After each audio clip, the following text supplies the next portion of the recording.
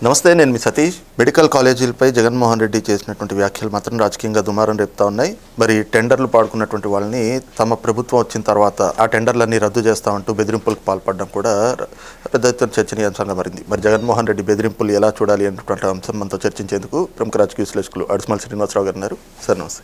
నమస్కారం అండి. సార్, గతంలో జగన్మోహన్ రెడ్డి అధికారంలో ఉన్నప్పుడు మనం చూసాం, ఉన్న పరిశ్రమలను కూడా బెదిరించి పంపించేసినటువంటి వైనం. ఇప్పుడు మెడికల్ కాలేజీలపైన జగన్మోహన్ రెడ్డి చేసిన వ్యాఖ్యలు అంటే టెండర్లు ఎవరు పాడుకున్నా మళ్ళీ రేపు మేము వచ్చాక వాటన్నిటిని క్యాన్సిల్ చేస్తాం, మళ్ళీ వాటన్నిటిని కూడా ప్రభుత్వానికే పరం చేసుకుంటాం అని చెప్పి బెదిరింపులకు పాల్పడడం ఎలా చూడాలి? ఇప్పుడు యాక్చువల్గా జగన్మోహన్ రెడ్డి ఆ మాట చెప్పకపోయినా జగన్మోహన్ రెడ్డి ఒకవేళ వీళ్ళు కరంగాలి వస్తే కనుక అలాగే చేస్తాడని అందరికీ తెలుసండి. అతను ప్రత్యేకించి చెప్పక్కర్లేదు. అంటే అతను ఆగలాగే చెప్పేస్తున్నాడు. ఎలాగ వస్తానో రానో తెలియదు, ఈ లోపల రాయేద్దామని చెప్పేసి. అంటే ఇతను ఇగ్నోర్ చేశారు. అసలు ఇతను పట్టించుకోవట్లేదు ఎవడం. ఇతను పట్టించుకోవట్లేదు అనడానికి రుజువు ఏంటి చెప్పమంటారా? వీళ్ళ మీద కేసులు పెట్టి లోపలేసి కొమ్మటం ఏం చేయట్లేదు. కారణం ఏంటంటే పొత్తపై ఆడు ఉన్నాడా లేదా అతను ఉనికిని గుర్తించట్లేదు. అది బాధ వచ్చేస్తుంది అతను.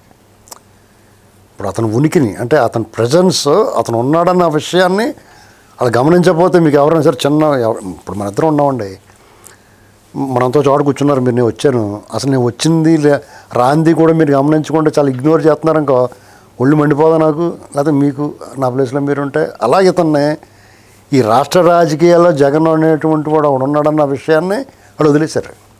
ఇప్పుడున్న కూటమి ప్రభుత్వాలు పనులు చేసుకుని పోతున్నారు.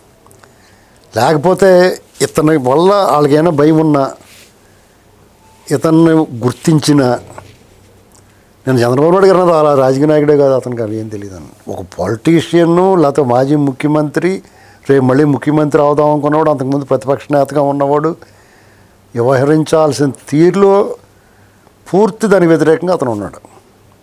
చూడండి, ఏదైనా సరే అబ్జర్వ్ చేయండి.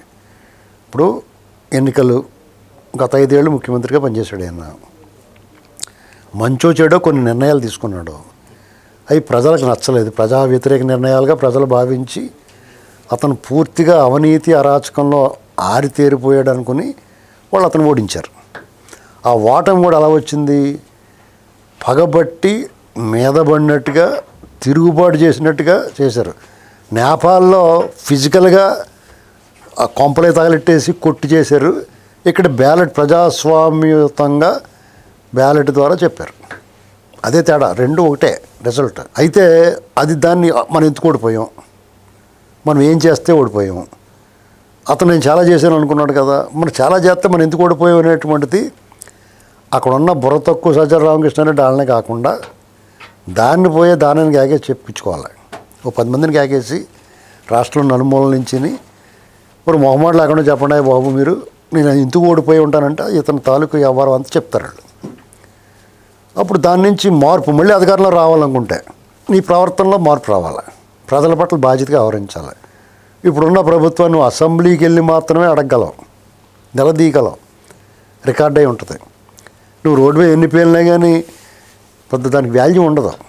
ఇప్పుడు ఎవరన్నా ముఖాముఖి తెలుసున్న వాళ్ళు తిట్టుకుని మాట అనుకుని ఒక మాటకు విలువ ఉండాలంటే వాళ్ళు డైరెక్ట్గా మాట్లాడుకోవాలి. రోజులో బోళంత మంది సోషల్ మీడియాలో కానీ బయట కానీ బోళంత మంది అనేక విమర్శలు తిట్లు చేస్తారు. మీకు ఎందుకు సింపుల్గా సిగ్నల్ దగ్గర మీరు కారు పెట్టుకుని సిగ్నల్ పడద్దు ఆగుతారు, కారో బైకో, అక్కడికి వచ్చి అడుగుతారు బిచ్చగాళ్ళు.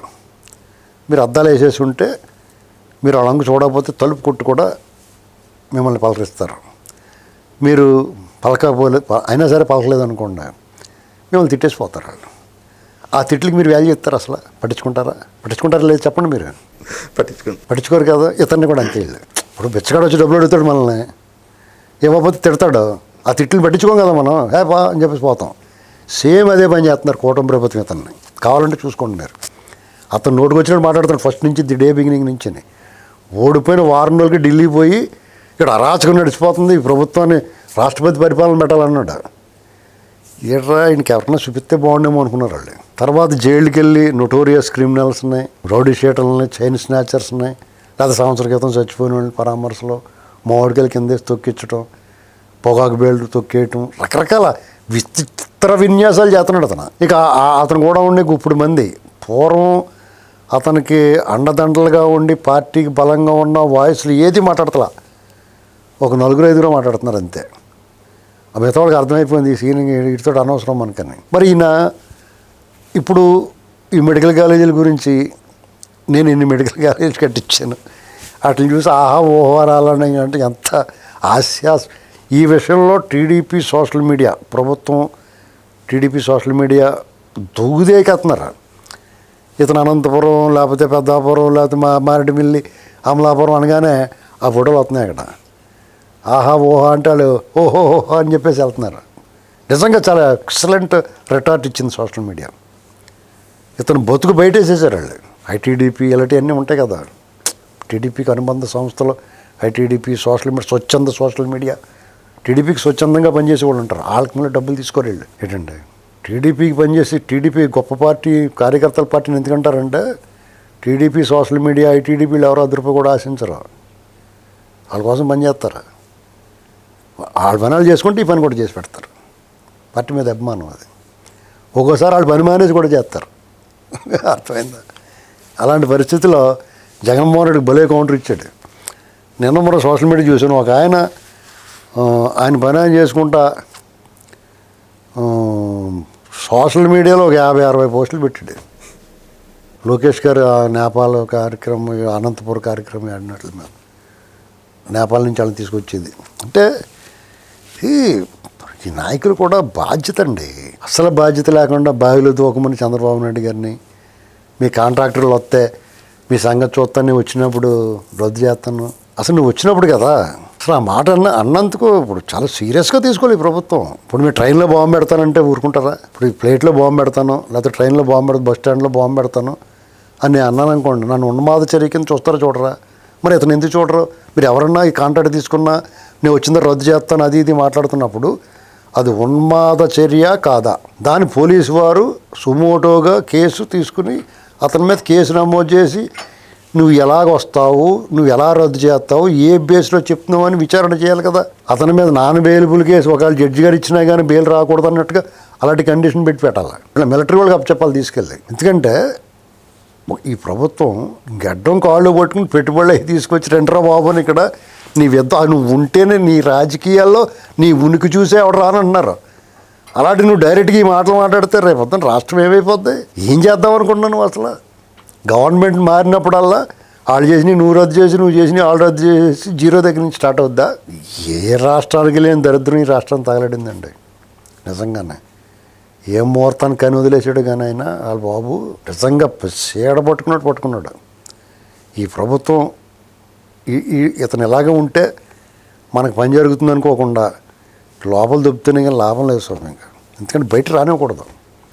అప్పుడు ఇంకా ఇతను కూడా తిరిగి వాళ్ళు ఉన్నారు కొంతమంది, పేరు నాని అమ్మడ వాళ్ళ మీద కేసులు ఇప్పుడు లిక్కర్లో వాళ్ళ పేర్లు కూడా వచ్చినాయి, వెళ్తారు.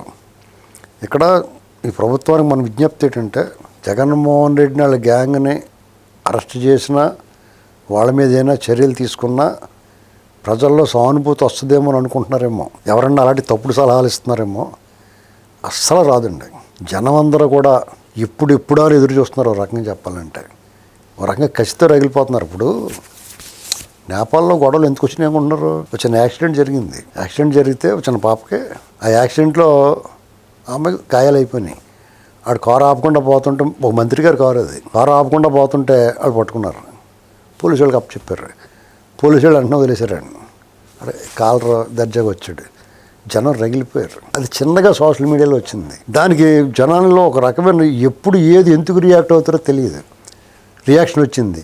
అది చూసి సోషల్ మీడియాని రద్దు చేశారు. ఆ యాప్స్ అన్నీ రద్దు చేసేటప్పుడు ఇంకా బొగ్గు మనిపోయారు వాళ్ళందరూ ఉన్నాయి. అంటే ఎంత తీవ్రంగా అంటే ఒక ఆగ్రహం ఎలా ఆగ్రహజ్వాలుగా మారిపోయింది. కాబట్టి జగన్మోహన్ రెడ్డి గారు నిజంగా మొన్న గెలిచుంటే అది ఆంధ్రలో జరుగునాను తెలుసండి.